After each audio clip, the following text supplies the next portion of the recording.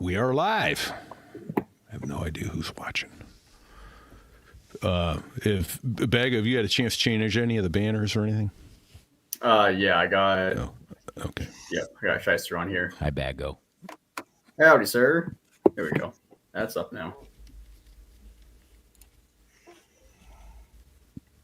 Then there's that one. Yeah. Okay, and that's for extra. All right. Very cool. Oh, there you go. All right. So, greetings, everybody. We got at least one person watching. I'm betting there's a couple more. I completely dropped the ball and forgot to tell people we were recording tonight until late today. It's all good. You, I guess in the Patreon, I didn't catch it until like half an hour before we got on. You have it as, was it Balls Zulu? I guess it's supposed to be 01 Zulu. Oh, it's 5. Yeah, son of a bad word. All right. All right. Quick sound check. Tell me if this comes through here. Well, it may not. There we go. Fat, drunk, and stupid is no way to go through life, son. Good, bad? Yeah. Good. It was good. You heard it. Okay, good. All right. All right. Well, there we go. Oh, we got some comments already. Mr. Claro, good evening. Welcome Ray. aboard, Dizzy. Good to see you, Ray. Good to see you, Dizzy. I see Mary. I see Bobby. I see. I mean, Starting the way you should start. I guess it's not good to see you, but it's good to see you're here. How's that? 'Cause There you I can't go. see you. Something Like we did a couple weeks ago, which was pretty cool. That was fun. All right. Well, I think we should stop procrastinating and start doing this thing. Pretty big word. There. Yeah, I know, right? 2 ads tonight, Fig. We got HSI Wealth Strategies and HelloFresh is back with us. I haven't heard back from Duker yet on FTI ratings. I'm thinking they're going to want to come back with us. I just was late. Good evening. There we go. Oh, just put your banner up. There you go. Good evening, Mr. Bosworth. Sticks' buddy, flying buddy from 9/11. There we go. 4 empty beer bottles. What the hell, you slacker? Way You don't have ahead. 6? Way ahead of the game. Is that all you got? All right. I'll let you guys handle the banners. We're going to go ahead and get started. So if Bago and Sticks, you guys would go back after the music intro. The music will sound like this.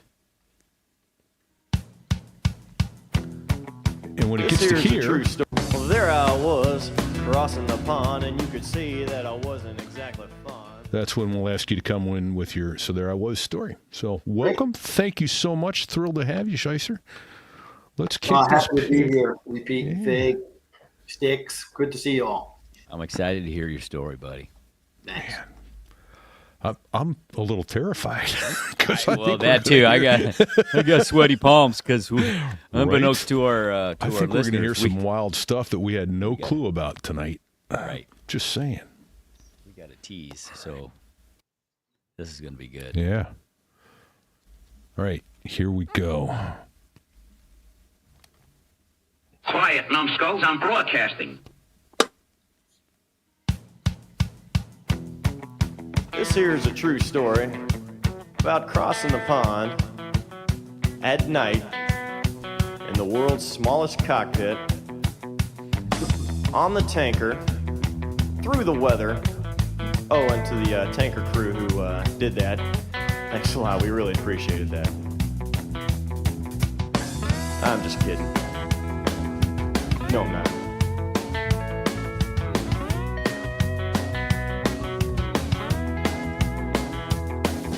Well, there I was, crossing the pond, and you could see that I wasn't exactly fond. It was September 11th, 2001. So there I was, deep underground at the White House, standing shoulder to shoulder with Vice President Cheney inside the President's Emergency Operations Center during the attack on America when he ordered 2 F-15s at Otis Air National Guard Base and told them to get airborne. And as soon as they were airborne, they were weapons free to engage and to shoot that airliner down. Whoa. Whoa. Speechless already. Absolutely speechless already. Oh, my God. That's how all terrifying aviation tales begin. Greetings, everybody. Happy 2025. Repeat here, coming to you from New Hampshire tonight. And my co-host, Fig, where art thou? Hey, I'm home for one more day, Kearney, Missouri. And Nice. it is our pleasure to welcome Shyster. And that, my friend, has my palms sweating already. Strap in, ladies and gentlemen. Right? Oh my God! Well, I'll tell you what. I'm tempted to go right into that, but no, we don't do that here. I know. We don't do that here. When's the first time you looked up in the sky and saw an airplane and went, "Oh, I want to do that"? You know, it's funny that you say that, Repeat, because I went to college. I wanted to be a stockbroker. I wanted to be so rich I didn't have to talk to the same two people twice. And, you know, my mediocre grades and my economics courses weren't going I got the a way I question. Does that wanted. include wives and girlfriends too? Just And, asking for a friend. Believe it or not, October 23rd, 1983, everybody's running around campus talking about this huge bomb that went off in Lebanon, Beirut, Lebanon. And the upperclassmen were now on the hockey team. I played hockey. I was a Division III hockey player. They were talking about joining the Marine Corps to go and fight Hezbollah. And I'm like, where's Hezbollah? What's Hezbollah? And where's Lebanon? And what the hell's going on? And all of a sudden, I got invited down to meet this captain, this recruiter, this OSO.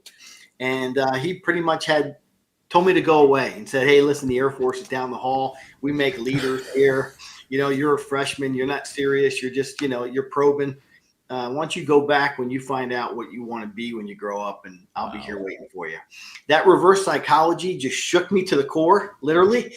Wow. And I went back and I wanted nothing more than to become a Marine Corps aviator. Outstanding. Wow. Oh, man. Yeah. The Air Force is down the hall. Yeah, down the hall.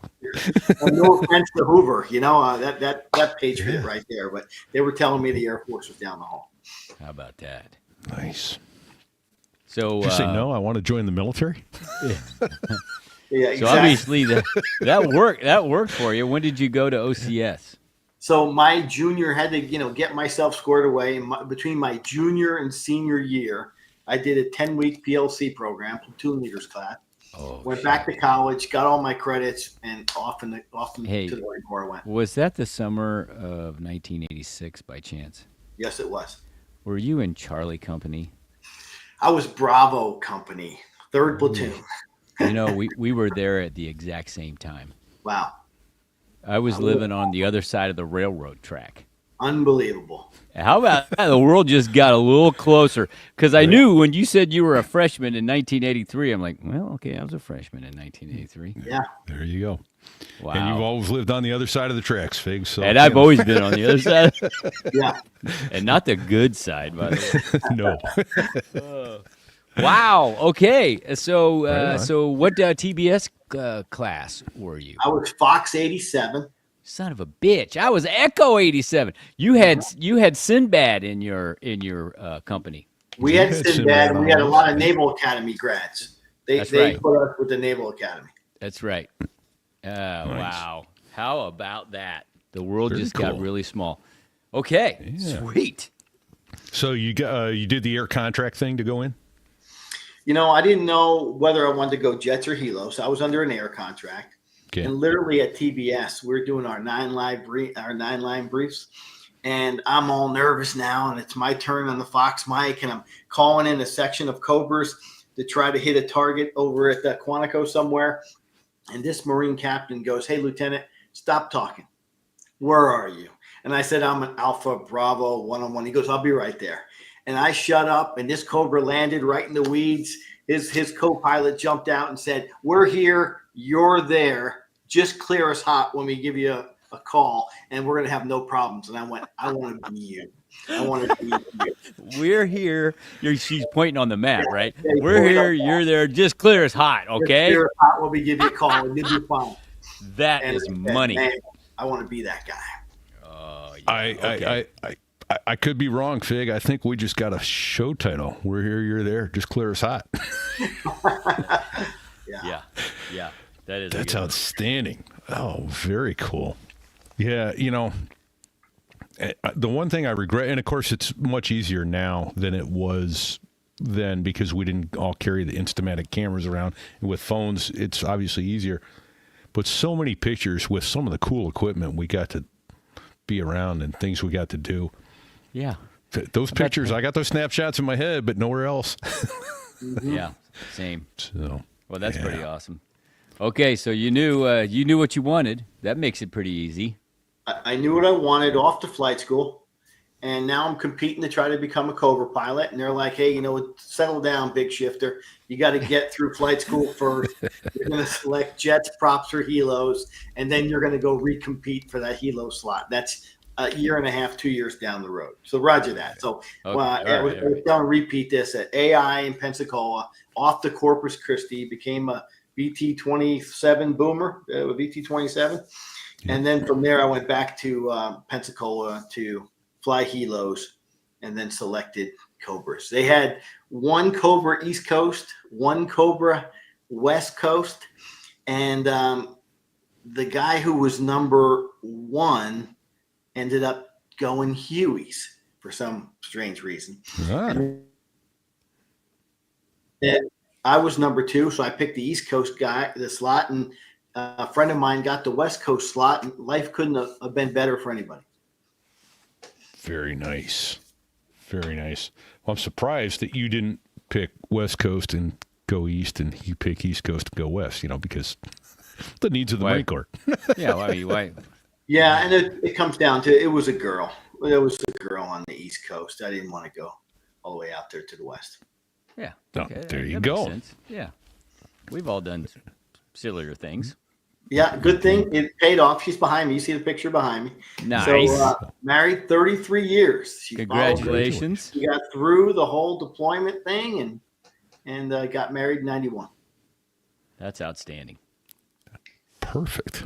Very cool. Well, that's it takes a special breed to do all the what they call it in the Civil War, do the camp following that's required to be a military spouse. It is a special breed of person that manages to do that. I don't know how they do, but I digress. So you wound up going Cobras East. Did you? Where was the rag for Cobras? I don't remember. It was Camp Pendleton. 303 Pendleton. was our Okay. rank. All right. So everybody had to go out there, and then you came back to the east. Okay. And did you deploy right away, or what? What was your your time in the gun squadron like? So I got there in March of 89, March 89, I guess. Yeah. And, as soon as Desert Shield kicked off, we were pretty much, we deployed right away. 11 days after he invaded Kuwait, we were sitting in Dhahran, Saudi Arabia for Desert Shield. Literally reading the TAC manual, trying to figure out how to fly Cobras. I mean, we were out there deployed already. How do you start this thing? Yeah, exactly. Wow. Well, while you were doing that, we were watching everything on TV. We were trying to figure out how to tune in CNN at the human Yeah. base ops. we were in the only Harrier squad on the East Coast that didn't know why. We were in Dhahran for a good 6-7 months, August to like February, and thinking, okay, we're going to go north. And then all of a sudden they packed us up and said, go out and be part of 5th MEB. You're going to be part of an amphibious landing on Falaka Island and everything else. So we went running out to 5th MEB. And next thing you know, they attacked from the west, all the tanks and Cobras, and the West Coast guys got all the medals. And we're sitting there, eating TV dinners on board the Shreveport, the Wasp, not the Wasp at the time, the Nassau, whatever else was out there. Yeah. And then we got our chance to get in there and take. I tell everybody when I got in, I shot, 35 millimeter all over the place. And they're like, I thought the Cobra had a 20 millimeter cannon. I go, yeah, it does. I shot 35 millimeter all over the place, taking pictures because that war was over so fast. Yeah. Very nice. Yeah. So we've had a couple of the Bumblebees on VMA 331. Those guys were on the Nassau too out there. Mm-hmm. But let's back up a little bit. A couple terms you covered. What is a MEB, please? The Marine Expeditionary Force is a MEF, right? And then we had brigade. Was it the brigade, the MEB? Yep. And then we were down with Brigade. the MEU, the Marine Expeditionary Unit. Right. Now it used to be a MAU, and now it's a MEU. Yeah. Yeah, in fact, it was in the MAGTAF, the Marine Air Ground Task Force. Yeah. Anyway, so yeah, all right. And then it occurs to me we haven't told people what on earth a cobra is. So if you would describe that, because Sticks put up that we're up to the Zulu variant now, and Isn't that which is a amazing? cool bird. Yeah. You know, when I started in Fig, you'll appreciate this. The J model, which is pretty much a Vietnam holdover, Right. and we moved to the T's right away in the training command, and then all of a sudden we got the W's as we were going out to Desert Shield out there. That's why we're reading the TAC manuals, and now we're all the way up to the Zulus. 2 pilots, all the bullets you can carry, 4,000 shaft horsepower of just romp and stomp and death and destruction. It's just the greatest platform known to man. Look at that. Zuni rockets, Yeah, I mean, look at that sidewinders, thing. cannon. That thing just looks mean. It looks Right. pissed off if you're on the business end of it, no doubt about it. Yeah. So who the front seat is the gunner? Yeah, that's where we put the gunner in the front seat. We pretty much give him the tow missile responsibility, the wire-guided The anti-tank toes, that's right. missile. Yeah. And then the pilot in the back will shoot rockets, and he may shoot the gun in a fixed position, or the pilot in the front can use the TSU, the telescopic sighting unit, and aim that 20 millimeter cannon at anti-armor, anti-personnel, whatever you need. Okay. And that's the gun that is somehow slaved to the helmet, if I recall. It is. There's a reticle that will snap down over your right eye, and you'll love this repeat. You know, and you can see what you're shooting at, and it's bore sighted. But that thing rattles the helicopter so much you don't hit a thing with it, but a building will fall down on what you're trying to kill, type thing. It just wipes out the whole area, and your fillings are coming out. Your helmet's coming off. It's just brutal. So it's adding vibration to something that's already vibrating the shit out of you. Right. I think it the would guy- smooth it out. Well, who's actually flying the helicopter, the front seater or the back seater? You have the capability either seat. We got flight controls in both seats. The primary pilot's in the back. Okay, And yeah, that's why kind of the what front seat gunner is primary So, weapon. so do you Rochambeau for who gets to run the gun? I mean, how's that? What's the hierarchy? And they do. It's up to the pilot in command to say what seat he wants. If you're carrying tow missiles, it's funny how they all want to be in the front. But if you're doing a nav route at nighttime on goggles, they all want to be in the back, so you get crushed first, type thing. So they make the choice of what seat they want based on the mission you're going to go fly. I see. Fair enough. right. Okay. Yeah, like Dizzy says, just put the thing on the thing. Exactly. Right. The reticle, put the thing on the thing, pull the trigger, it'll work. Yeah. But you didn't have to hit him to kill him. You just scared him to death when that thing starts firing shit down range. Yeah, they were smart enough to give us, area, detonation type weapons where you didn't have to hit anything. You just got to get close and let the shrapnel do the work. So the J model, was that a 2-bladed main rotor? Yeah, same 2-bladed main rotor, but it had none of the fancy avionics or weapon systems stuff in there. There was a 20 millimeter cannon on it, but the TSU didn't have the power. The engines didn't have the power. It's nothing like the Cobra of today. I can only imagine. So did you, after the first gun squadron tour in the war, did you? How did you get into this job that you were in on the day that you opened this store? I mean, what was your career?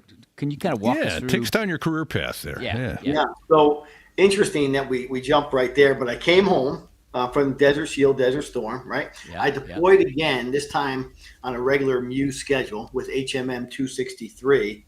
What was that turnaround time? What was the turnaround time? Probably a year. Oh, So we wow, got that's pretty home quick.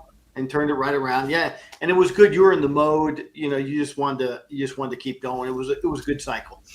And then now we ended up, and I think you'll appreciate this story because how things come down to feet and seconds in our life and our business. We deployed again, and we went to Somalia after going to the Persian Gulf. On the way back, we went to Somalia because General Adid, the warlord was becoming an enemy of the United Nations. We were delivering food and trying to help the people of Somalia who were starving. And so we went out there and we were escorting food, big convoys of food into the villages. And all of a sudden, the mission came down that General Adid needs to be arrested. And the CIA was on the ground. We had all the hockey helmet special ops guys on board the ship, Hueys and Cobras ready to go, 46s carrying special ops. And we took off. And the intel was General Adid travels in 3 white Land Cruisers. He's in the middle Land Cruiser. So right away, time on target. Don't hit him too soon. Don't hit him too late. We need to let him get out of Mogadishu proper because too many people, too crowded. Well, Marines ran in there and we hit the first vehicle and the third vehicle. We got fires going, explosions. And now 1,000 Somalis are running down the road. Next thing you know, Adid gets out of his car. We can see him sprinting back towards the masses. Hockey helmet guys get off. Everybody's trying to get him. The Cobras were hovering over the high-speed avenue approaches, ready to take out anybody that tries to help them. Lo and behold, all the helicopters are being hit with rocks and bottles. They're all on the ground. They're all taking real damage. Oh God. And we ended up hurting 14 Somalis. These special ops guys obviously ran over them. We aborted the mission, got the Somalis on board.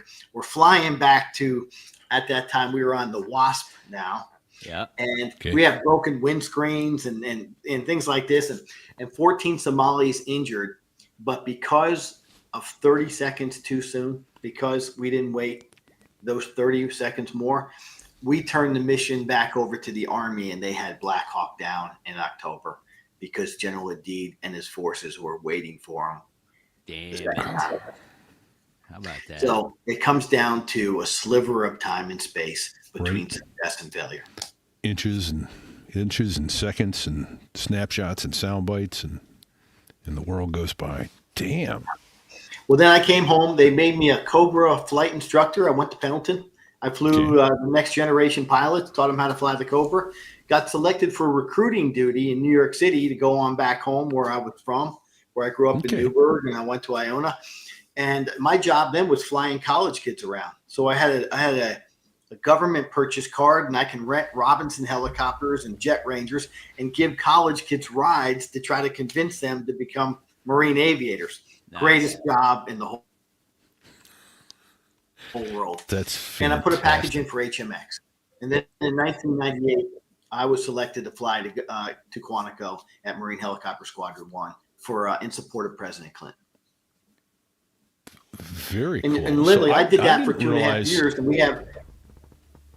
I'm sorry, we got a bit of a lag there, but I didn't realize that so any Marine helicopter pilot can apply to HMX-1?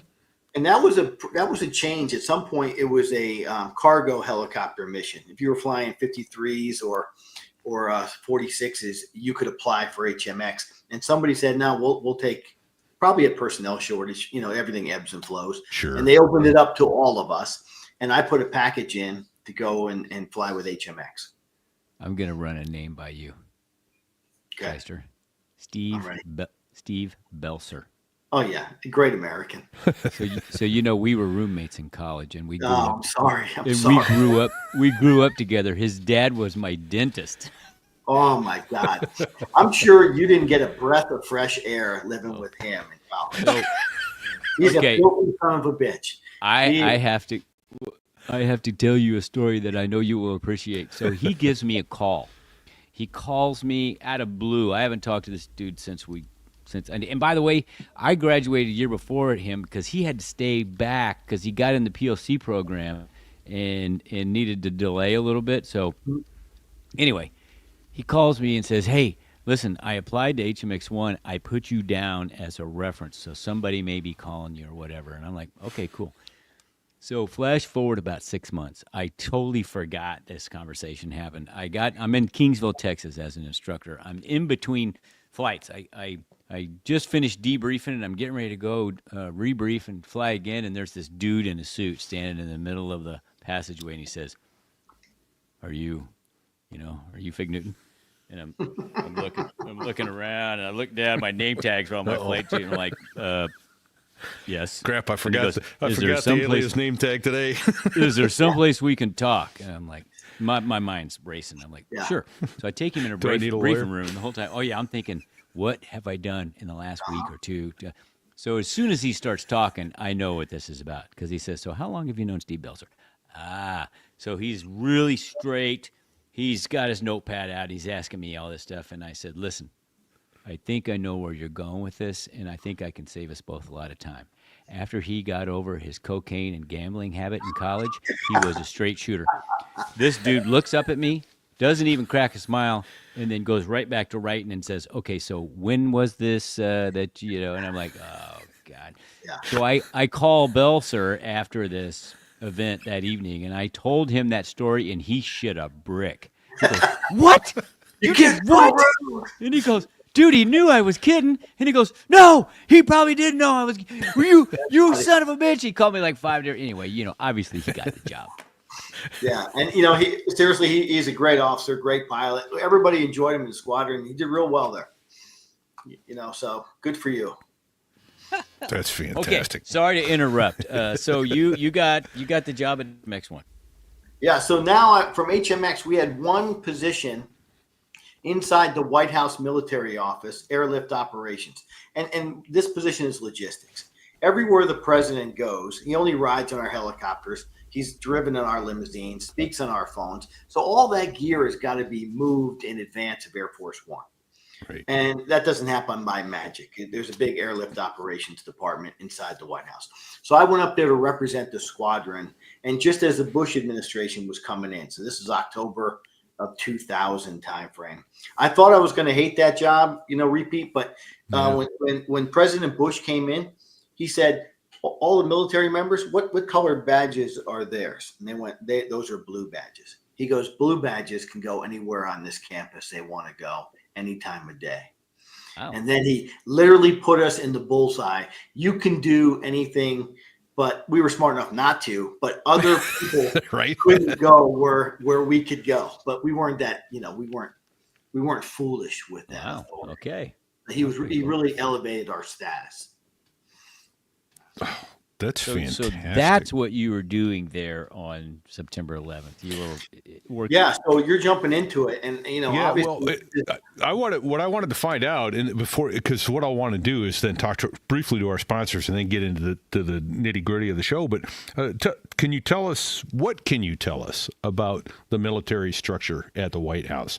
Who's there? What are they doing? What are their missions? That kind of stuff. And again, I realize some of that may be sensitive, and you can't chat about that. So.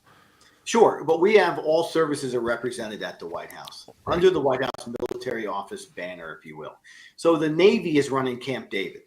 They do the cooks and all the stewards up there for the first family. They run that. The Marines have the perimeter up there. They're the guards. Back in the White House, airlift ops is the joint office.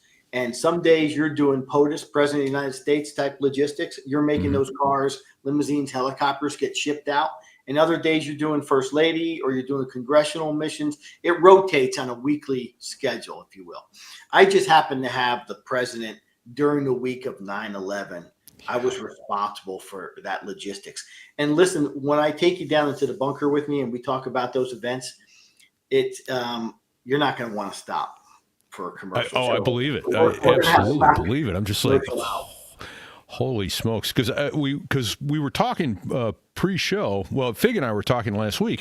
And I'm like, well, he was a Cobra guy, but he was at the White House. And I know he's at HMX1, but that was all we knew. It was just the periphery of it. So this makes more sense now. I understand. Yeah. I'm getting to understand how this all went, how you got there.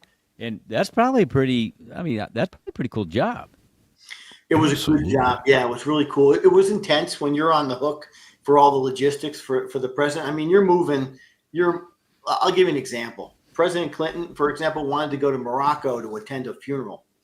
And we sent 22 C-17s full of limousines, helicopters, phones, snipers, doctors. No Trauma One Center. We had to fly one in. It is just an enormous logistics Well, package. because you can't send one limo and one helicopter and hope they work when they get there, right? I Exactly. mean, among other things. Oh, We my got God. backups to those aircraft. It's just an unbelievable. It's an honor in the sense where you get what you ask for. There's no one in the supply chain telling you, "I'm sorry, we just don't have." Can't help money." you. Yeah, sorry, can't work that out for you. Yeah. And so that's a pretty high visibility job. Yeah. Yeah, right. especially when you screw it up, Fig. All of Yeah. a sudden, you're someone that everybody wants to get to know. How'd Bart put it? Everyone loves you till you punt one into the stands. Yeah. I'm guessing if everything goes right, well, you did your job, so nobody's going to slap you on the back. But as soon as something's not right, it's oh fuck. Yeah. Yeah.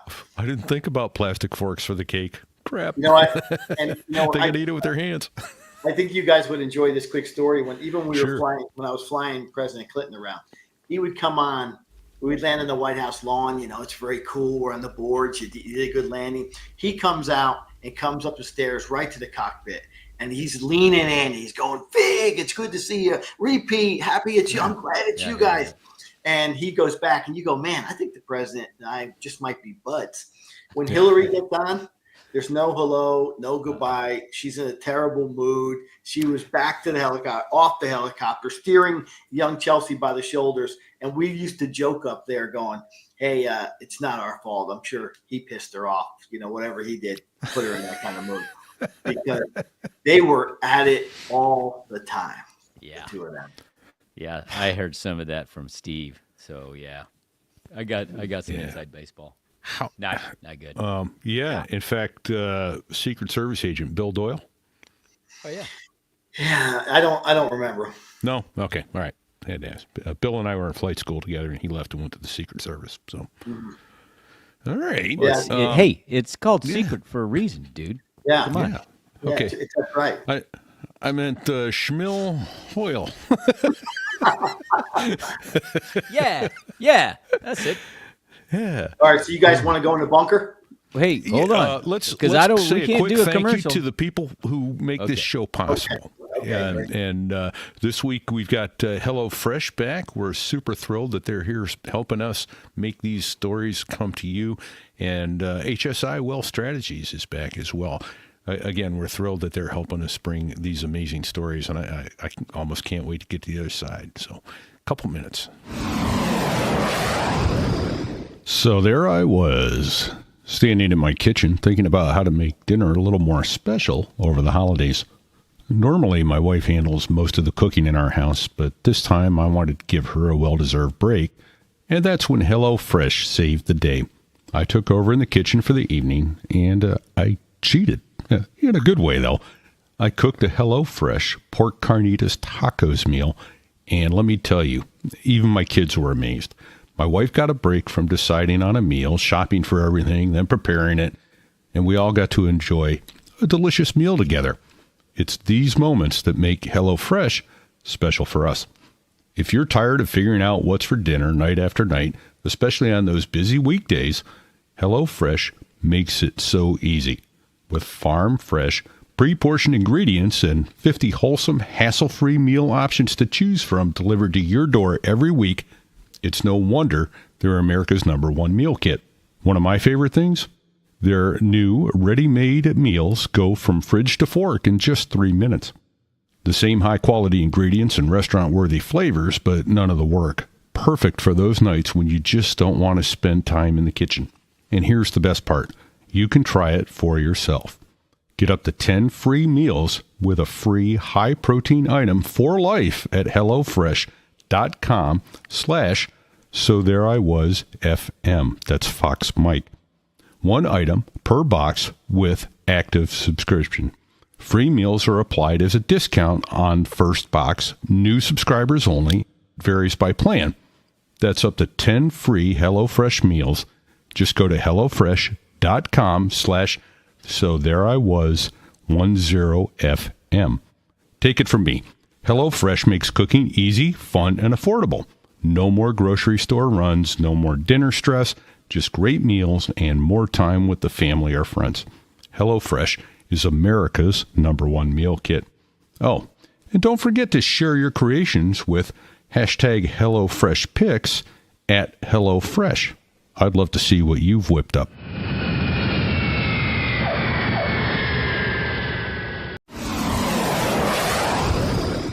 Hey, Fick.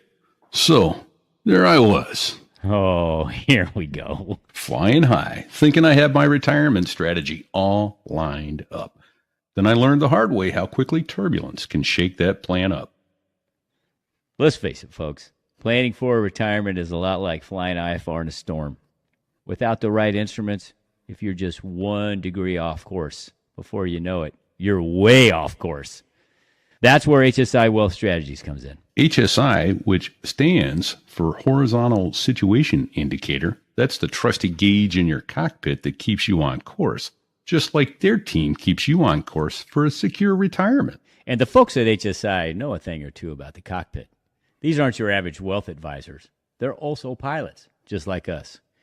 Air Guard and civil aviators who don't just fly the line, they now guide the bottom line.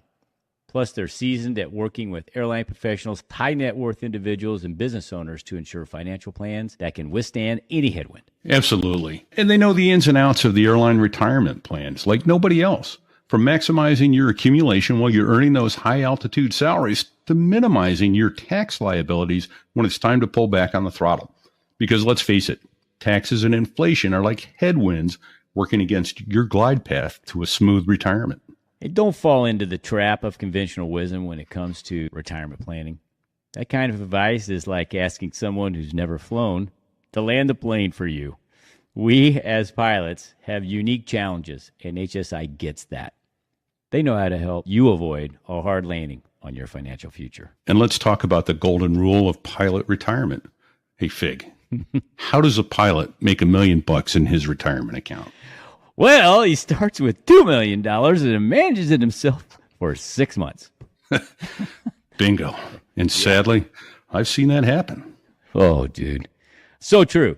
That's why you've got to get a team in your corner who actually knows what they're doing. And with HSI, you're not only getting financial advisors, you're getting fellow pilots who still fly, who know exactly what it's like to be in your seat. HSI can save you serious money. On average, they're finding their clients $1 million to $1.5 million just by making a few course corrections. Imagine what a little trim and rudder input could do for your retirement account. So whether you're in the thick of your earning years or just about ready to enjoy your time in the jump seat, HSI Wealth Strategies has your six. Don't wait until you're ready to make your approach to realize you're off course. Give HSI a call and see how much they can help you save. Because, folks, when it comes to retirement, you only get one approach. Make sure it's on glide path. To get your extra million or so in retirement, email robert.walling@nm.com. That's robert.walling@nm, that's November Mike.com. Or call 214-538-7030. That's 214-538-7030 to get started on your path to wealth and retirement today. Remember, 214-538-7030. Think of it as 214-JET-7030 to keep you flying high in retirement. HSI Wealth Strategies, guiding pilots on and off the runway to a smooth landing in retirement. Boom.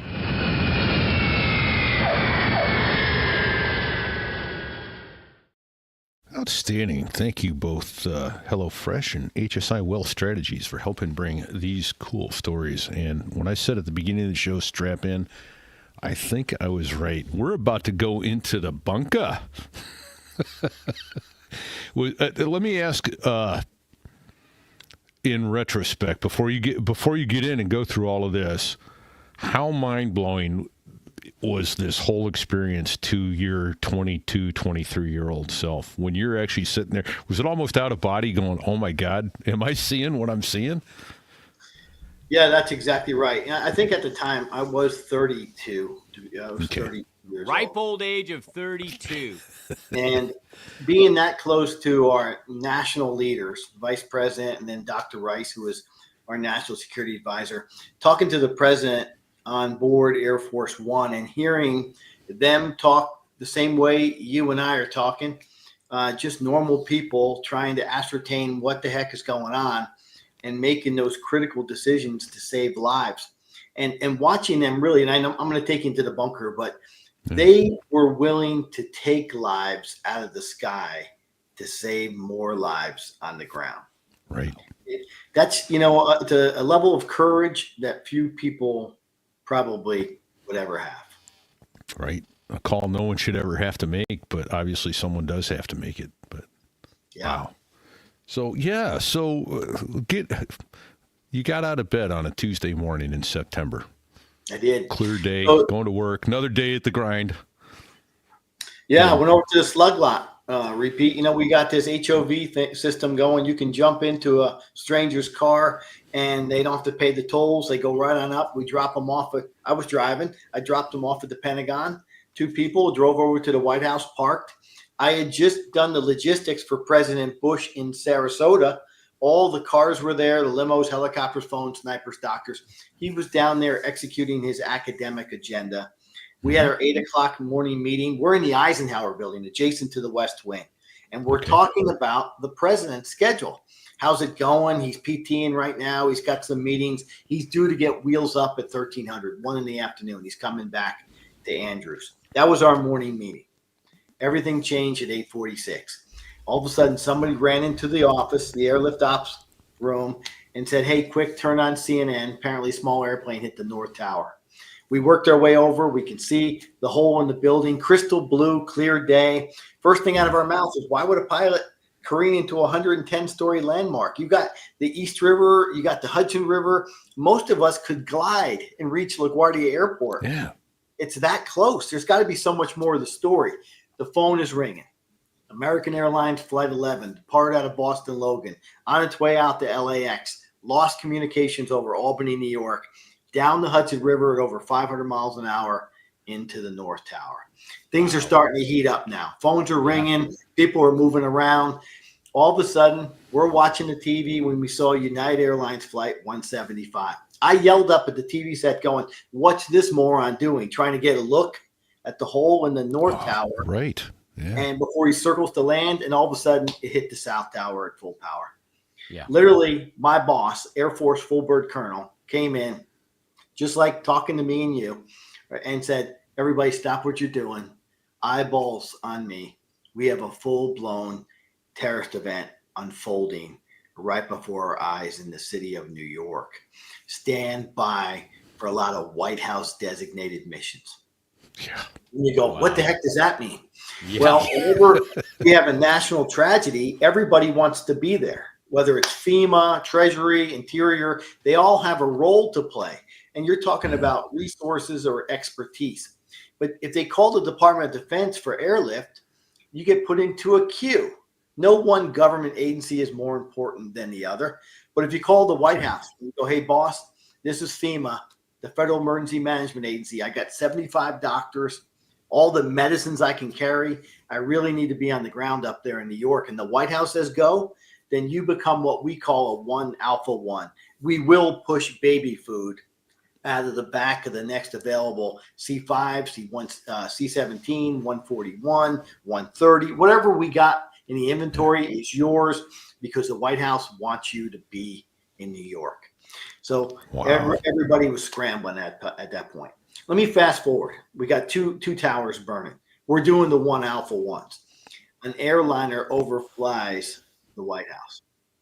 So low and so loud, we all froze in our tracks. Somebody ran to the window and goes, "Holy mackerel, big white jet, hard left-hand turn, heading west."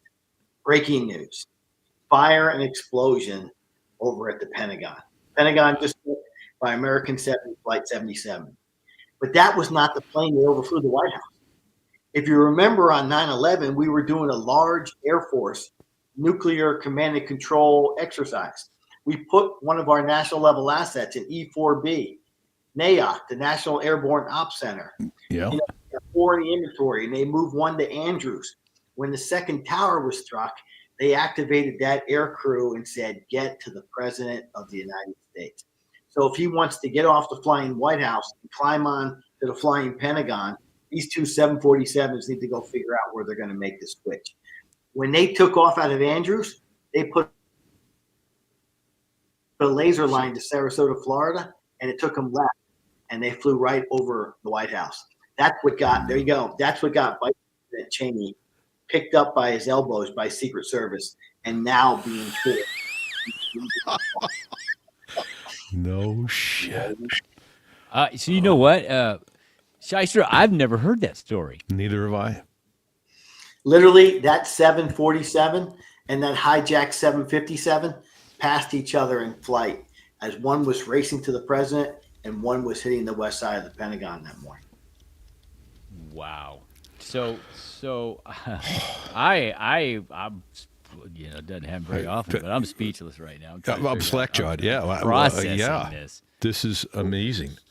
Well, for the second time in history, repeat, the White House was ordered evacuated.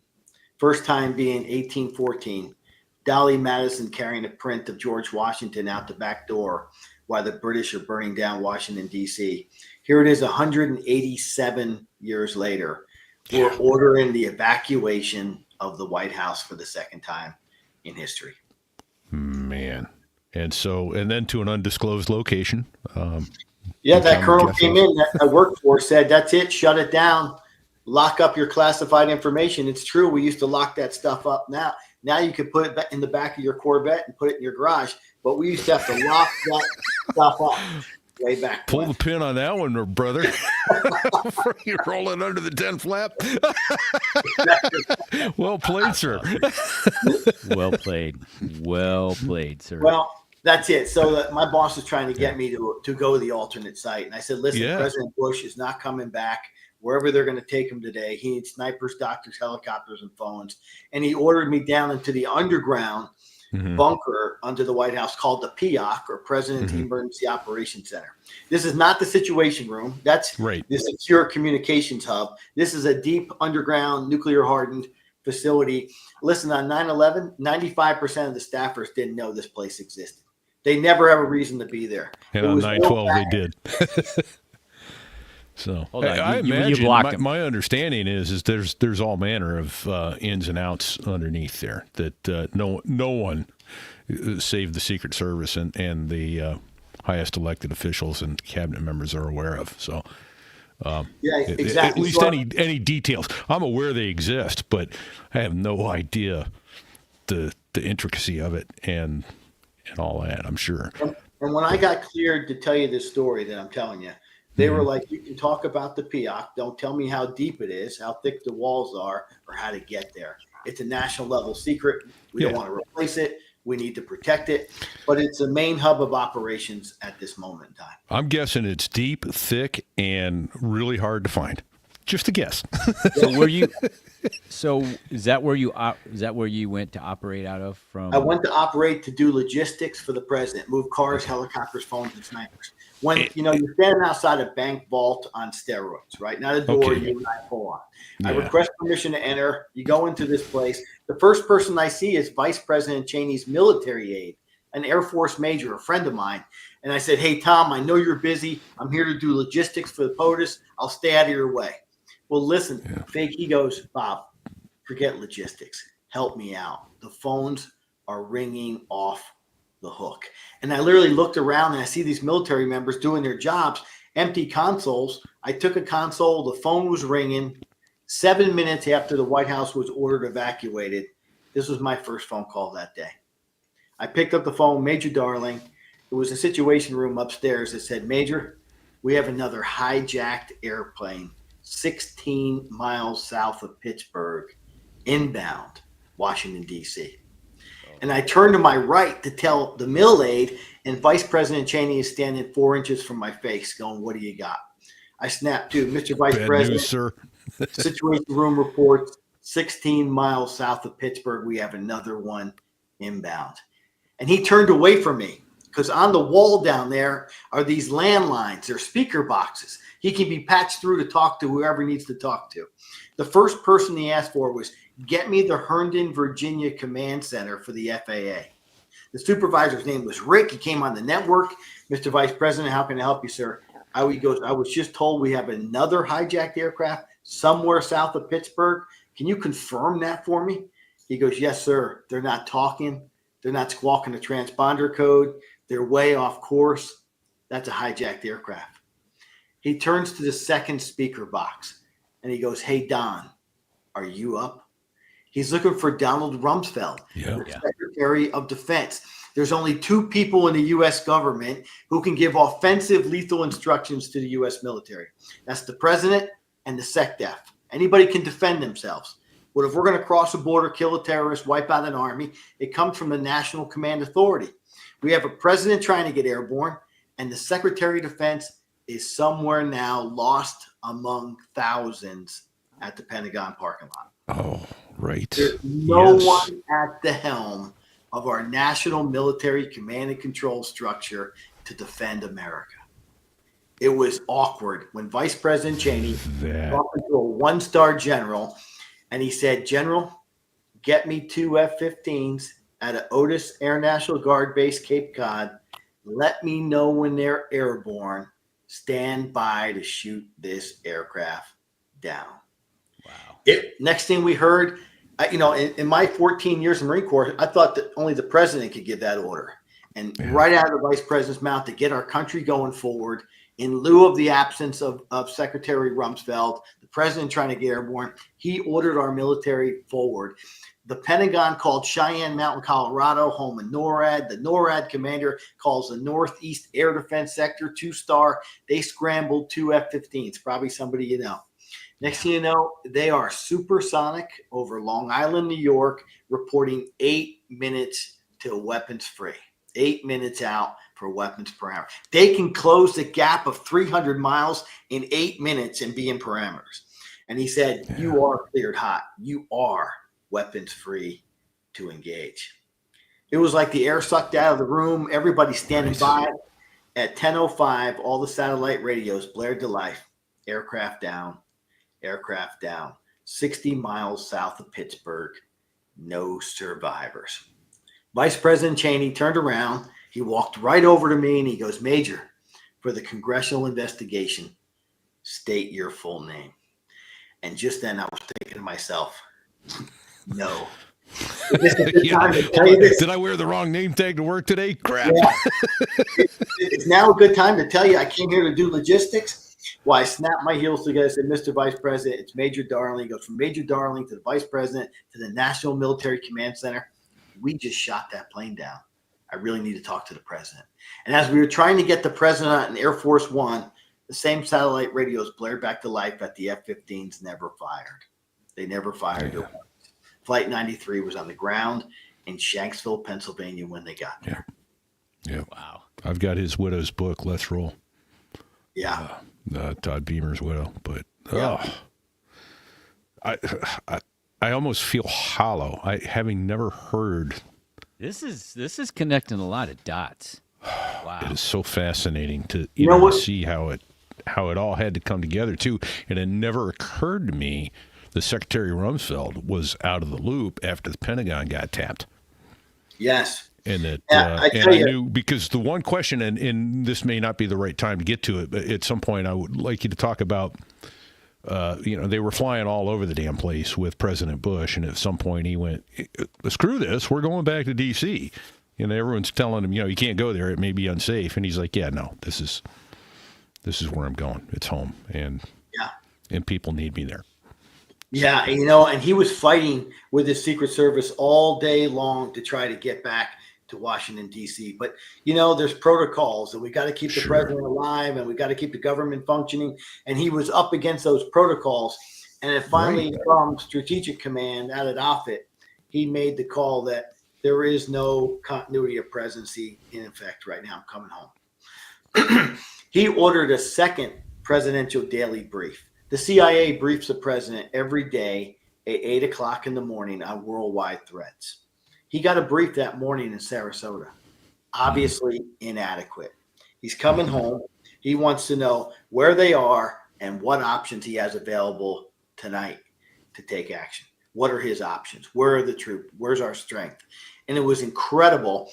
Dr. Rice was scrambling black Suburbans all over Washington, D.C., going, "If you got actionable intelligence, it needs to make it in ASAP." The president is getting a brief at 6:30 tonight. And they were scrambling to build this book. How about that? I want to tell you a couple of major milestones, major events, and I won't keep you all night long, that's for sure. But at one I could point, sit here all night, not to worry about that. This At one is point, fascinating. and I know your listeners will really appreciate this. At one point, we lost the South Tower, Right. and literally we called the president, and this is about 10:00. I guess we lost the South Tower at 10:03, or I don't remember the time now. But we called the president and said we had 20,000 dead Americans in the city of New York.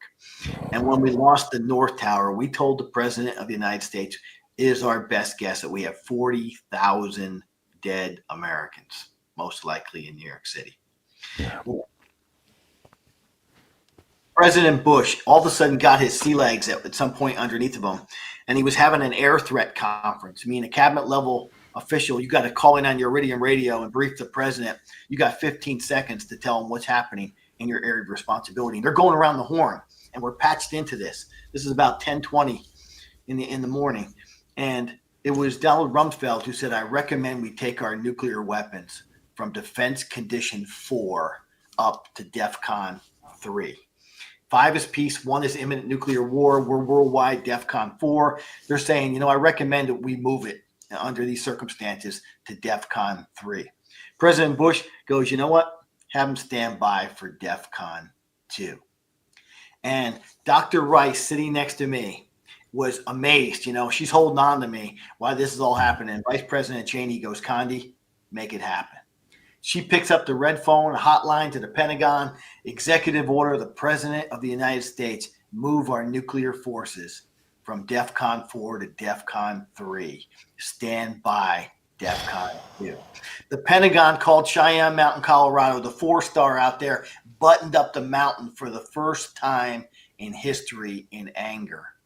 And he calls our 4-star combatant commanders around the world. And I want you all to know it took 3 minutes. And we heard, this is Central Command, Pacific Command, European Command, Southern Command, Special Operations Command, Joint Forces Command, Strategic Command. This is NORAD.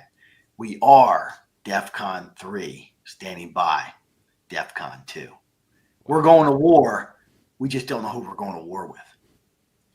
I turn to my console. My phone is ringing. I pick it up. I go, Major Darling, Situation Room upstairs. Goes, I have President Putin holding for the President of the United States. Will you take the call? And I'm thinking, no, tell President My Russian Putin isn't that good. I'm here to do logistics. And sure enough, I yell at Vice President Kennedy, who tells Dr. Rice to take the call. And I'm like, are we going to do this in Russian? How's this going to go down? Plain English, just like you and me. Thank you, Mr. President, for the phone call through an interpreter. He's in motion. We don't know the size and scope of the attack. We don't even know if it's over yet. But I can tell you this much. He's going to call you the first chance he gets. And by the way, sir, thank you for standing down your nuclear forces. So when we went worldwide DEFCON 3, they decided to stand down and stay at their 4. Normally they would match if we went 2. They want to be 2, 1, 1, and they stayed at their worldwide DEFCON 4 while we went ultimately everybody to DEFCON 3. Oh, wow. Talk about being on the brink. And Wow. Long story short, it was not a good day for the U.S. military. We were slow to react. We thought we had 40,000 dead Americans. We had comm problems with the president on Air Force One. We couldn't get hold of Rumsfeld at the Pentagon. We had, Vice President Cheney making orders, giving out orders that he really wasn't authorized to do to get us moving forward. But yet the American people rose up that day. Ordinary people carrying strangers down the stairs in those towers. Todd Beamer, Tom Burnett, others, hand-to-hand combat with terrorists on board planes. We heard shopkeepers and everybody open up their homes to take in strangers to get them out of the battle damage area. Unbelievable stories of the American spirit, how everybody rose up to fight back. And it was a horrific number at 2996, but it sure wasn't 40,000. That's just staggering, right? And that was due to the heroics of the American public, who was right there with us. The people that we serve really rose back up and served us that day as well. Oh, yeah. That's outstanding. It, So it really is. I'm going to disagree with you slightly in that the American was it a great day for the American military? It was a hard lesson learned, but how long had we been without expecting that? I mean, for instance, having jets take off with the thought that they were going to have to ram that flight because they didn't have weapons on a hot pad standing by to go shoot anything, that sort of thing. So I would argue that complacency was built out of a long time of peace and thinking that the oceans were big enough to protect us. But I would argue that also the military stood up that day and did an amazing job of keeping things together and reacting and not taking over. Again, listening to the civilian leadership, the way it was designed to be. But oh my God. Repeat, I'll tell you, I agree with everything you just said. We were slow to react. We were looking outward. This was an attack that happened inside of our country. And, I'm not going to get political with you, but just something to think about. We just had the New Orleans attack and the attack in Vegas. Well, these 19 terrorists were living amongst us. They were here in our country. How many did we just let walk across the border over the last X amount of years? We probably have 7.5 million bad guys now in our country for all we know. So our country needs to be vigilant, and it needs all of us, our people, our military. Obviously, if you see something, say something. But this is an all hands on deck time in American history now to make sure that this does not happen again. yeah. Yeah, absolutely, and it's just jaw dropping. Let me ask an inane question. When'd you go to bed? No going to bed. There was no going to bed because literally after the president got home, he wanted his cabinet home from overseas locations. He wanted to have an emergency cabinet meeting at 8 o'clock in the morning, and he wanted everybody home. And we had even the former president, Clinton, was stuck in Australia, and we had to do an emergency mission to get he and his wife flown out of Australia so they can be on the ground up there. Senator from New York wanted to be on the ground at ground zero as soon as possible. So there was an all-nighter. Everybody was just doing incredible things. He kicked off the 8 o'clock emergency cabinet meeting. They came down and said, find a place to sleep. You got 24 hours. We need you back. It was at that time I was able to run down the road, to see my family, to turn around, get some shut eye, and then turn around and get right back to the White House. But nobody went anywhere. We were taking our country to war. Right. No, exactly. So one of the longest days, much like your first day at OCS, right? Yeah. You think we're going to go to bed tonight? No, not till tomorrow night at the earliest. and all probably similarly chaotic, although this time it was for real instead of some staff sergeant screwing with you. It was. I've been blessed. I'm allowed to travel around and tell this story, and you go and people are grateful for the veterans. They're grateful for the sacrifice. When you talk about wives earlier on tonight, how military wife, but think about those special operations forces that we have 2 deployments and you're back and you're done. They've been deploying 10 times. They've been deploying nonstop for the last 23 years. Right. Yeah. They lost that was the first wife. They're probably on wife number 3 or 4. Because if they're even still doing it or just going, no. Yeah, they're dedicated to keeping our country safe. It's an incredible group of people that we call, fellow citizens that just doing just unbelievable things on behalf of this nation. Right. Let's talk about your book. When did you author your book? It was funny because Fig, I never wrote a book before, right? And I got permission. I had the PowerPoint slides. I went to the National Security Council, and they like, hey, Marine, we don't approve PowerPoint slides. You're going to have to write a memoir and then give us blackout authority. I'm like, memoir, what the heck is that? And they, pretty much told me this is what you got to do to get it done. And it took me a year and a half, and it was an incredible journey, reliving it and organizing it and it came out in October of 2010. And I've been running around talking about crisis leadership and decision making, using my story of 9/11 as a backdrop to those learning the framework of what it means to handle and respond to a crisis. And I've been busy for the last 13 or 14 years just on that subject alone. It's been therapeutic and something I'm really proud of. Okay. That's awesome. Yeah. I No, that's bet it was fantastic. therapeutic.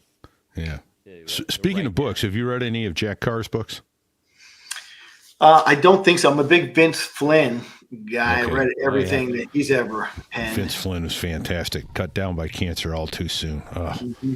But so Jack Carr is a retired Navy SEAL who decided he wanted to write books, and so he did. And he had a Chris Pratt in mind as his protagonist hero, and a friend of his gave his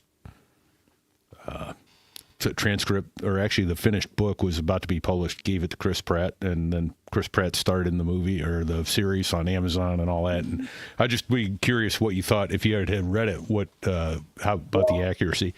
Seems to me pretty accurate from what I know of it, but haven't been at the level of that you're at. But yeah, Terminal List, yeah. Unbelievable. Yeah. And the movie was Yeah. unbelievable, great. So I loved it. And there's there's some fiction in there, and there's some reality. It's it's sort of like a Tom Clancy. And what brought me to that was the blackout redaction authority that they want on how much of your book got redacted. Interesting. I went to the National Security Council before I wrote it, and the lady gave me the rules. And she said, hey, you know what? If you follow the rules, we're not going to have a problem. I don't want any classified programs, covert people, or undisclosed places.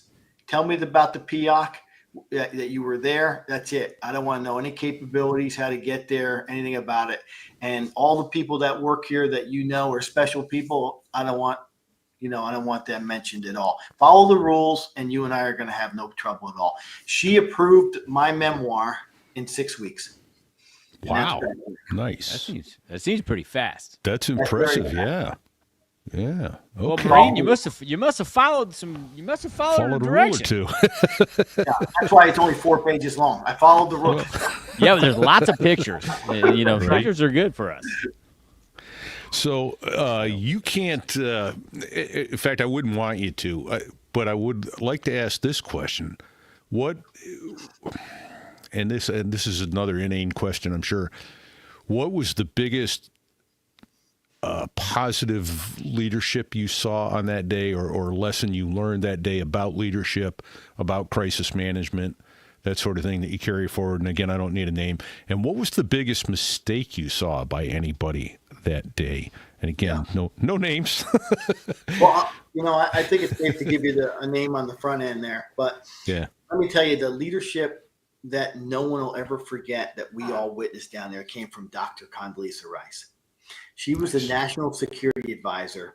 She is such an important person, and yet she sat next to me, and then she stood behind me, and all those military members, she's like, you're the experts, do your job. Does anybody need water, food? You need to talk to the vice president? Should I get the president on the phone so you can talk to him? She was willing to do I love hearing that. we asked of her. Her humility and professionalism just transcended that room, and everybody was just, if she ever ran for president, I have no doubt everybody who witnessed her that day would be on the bus.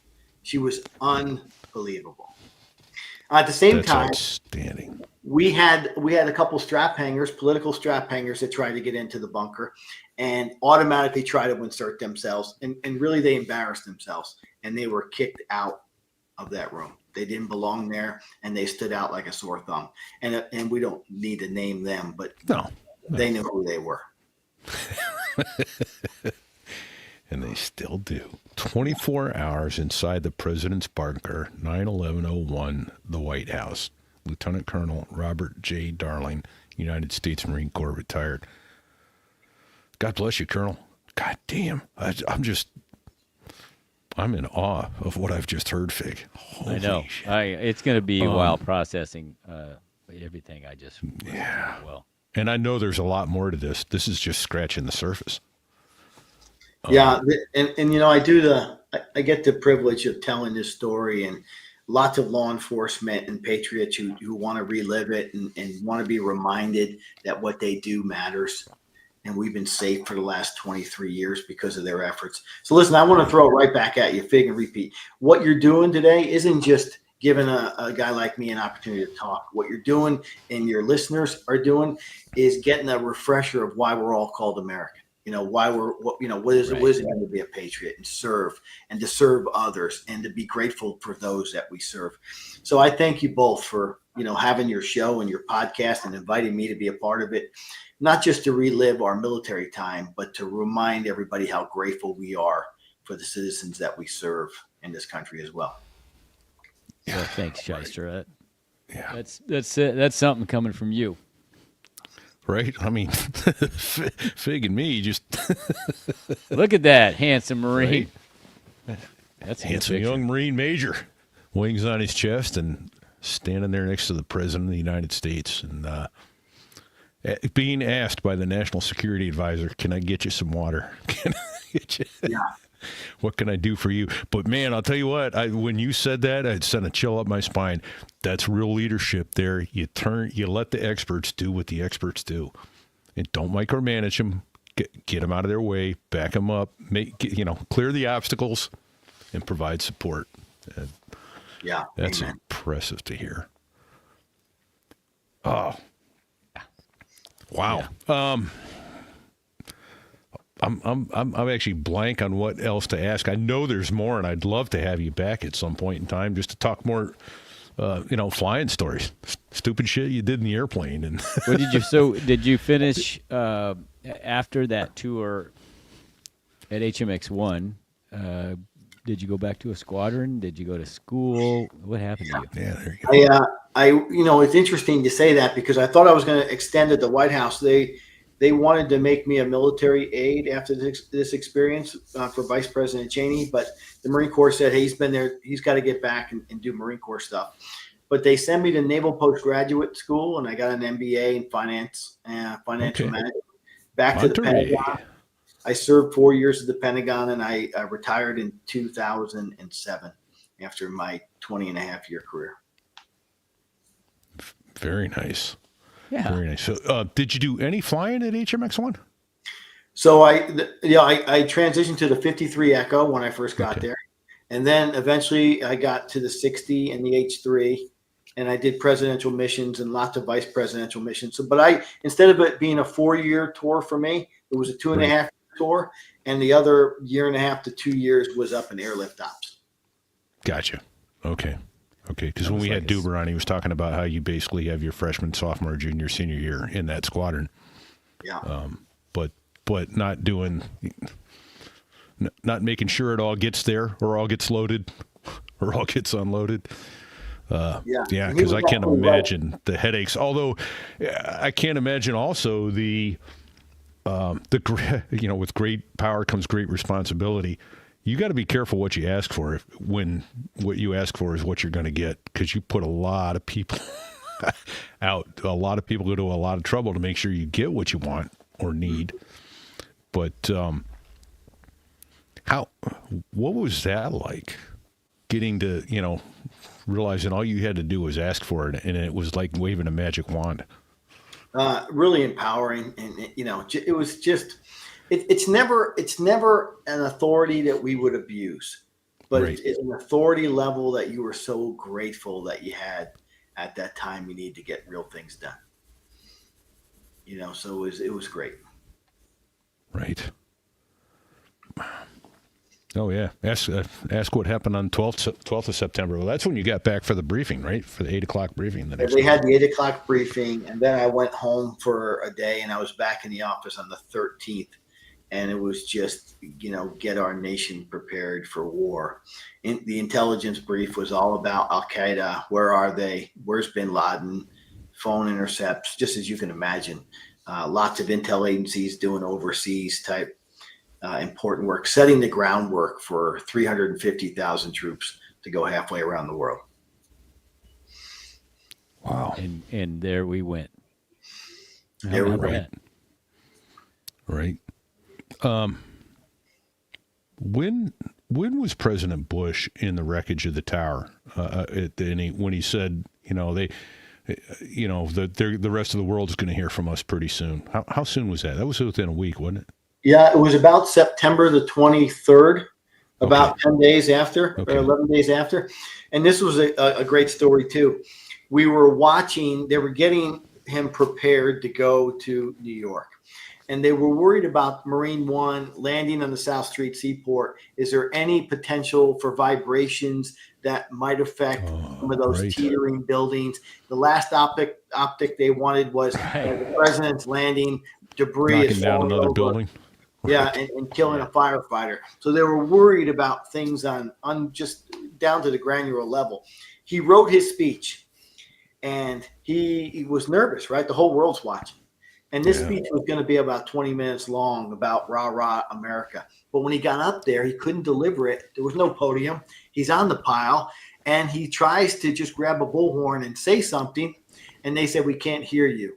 And his 20-minute speech went down to about 33 seconds, the most powerful 33 seconds he's ever delivered, when he said, but I hear you, and the people that knock down these buildings are going to hear from all of us.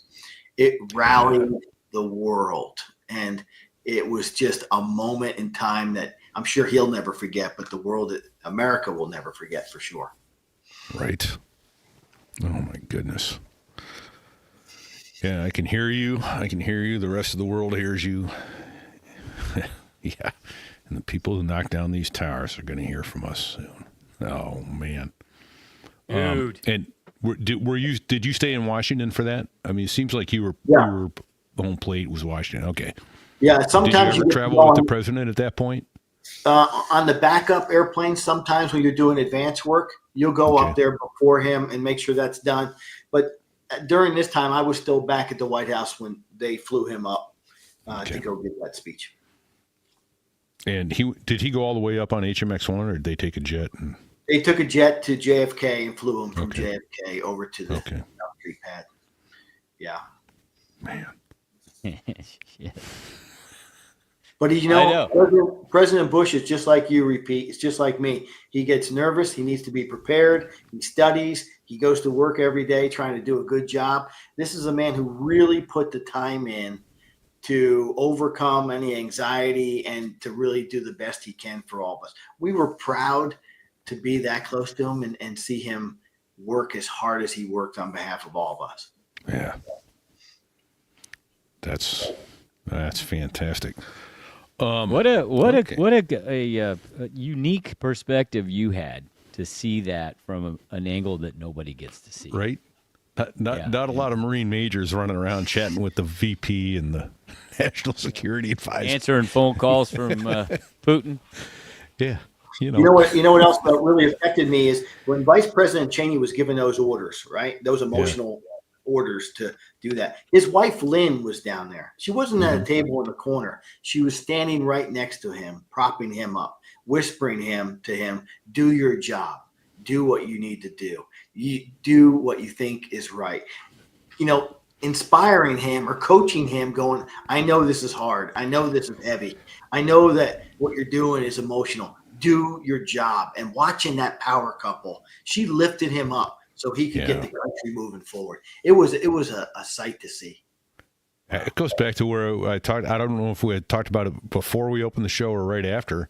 It goes back to, again, the military wives who make this all possible. It isn't just the military member, the ones that hang in there for 33 years, like yours. It's because it's an incredible personality that it takes to be constantly in the shadows and support somebody who is doing something important, and realizing that that's something important wouldn't be getting done if you weren't there offering that support.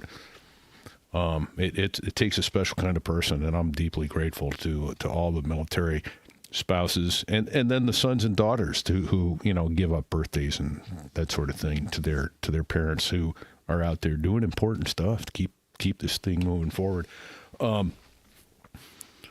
Interesting. Was there ever a thought in anybody's mind that, hey, the vice president can't do this? I think it was whispered, but nobody was going to bring that up. At the time, it was American. Hey, I hate to be a wet blanket here, but but it all came out, and then he came out later and said the president gave him the authority to do what he did. But just so your listeners know, that's not how presidential authority works. You don't give it away to your closest friend when you're not there. Yeah. It's not something that can be transferred without, the 25th Amendment. Right. I'm going into surgery. It's yours for a few hours, and I'll be back. Yeah.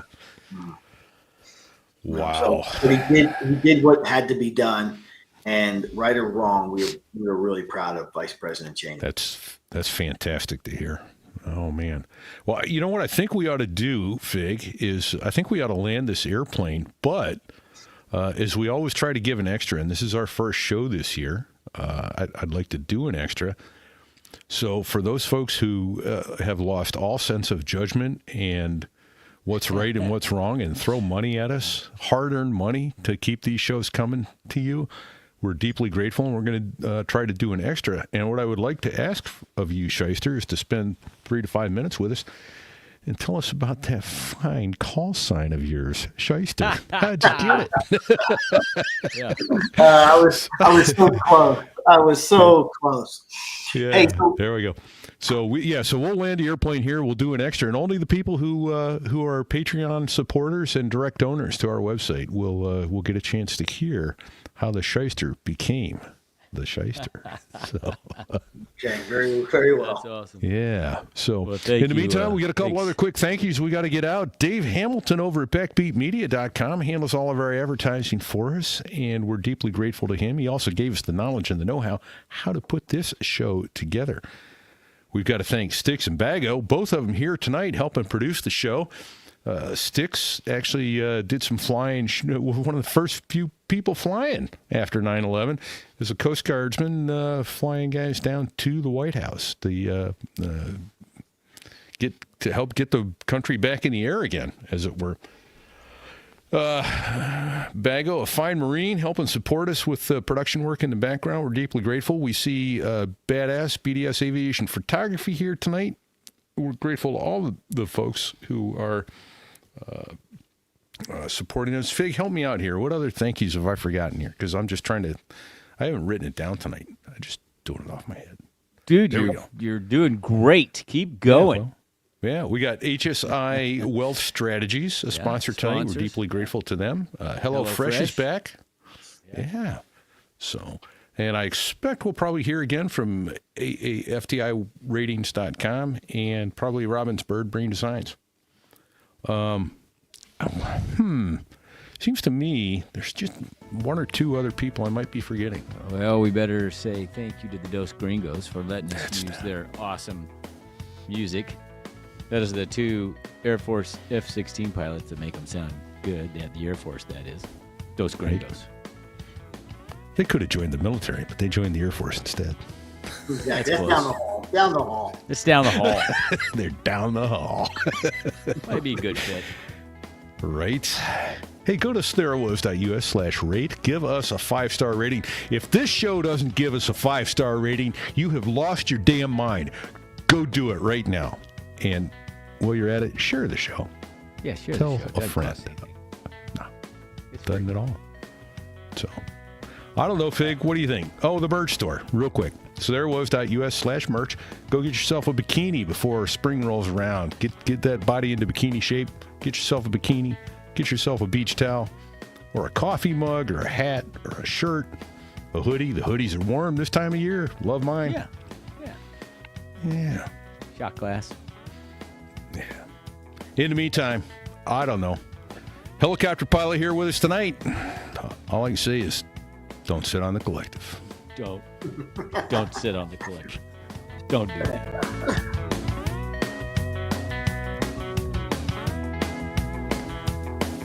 Well, there I was, crossing the pond, and you could see that I wasn't exactly fond of all the shit I was wearing on that day. Now an F-16 is cramped enough, but it's even worse with all that stuff supposed to save your life. But we knew there was no way. 'Cause when you're going down the North Atlantic, man, it's over. Hold on. It's what, Fig? He said it's over. Gentlemen, you can't fight in here. This is the war room. Yeah, we're out. Okay. So I'm trying to end the stream. There we go.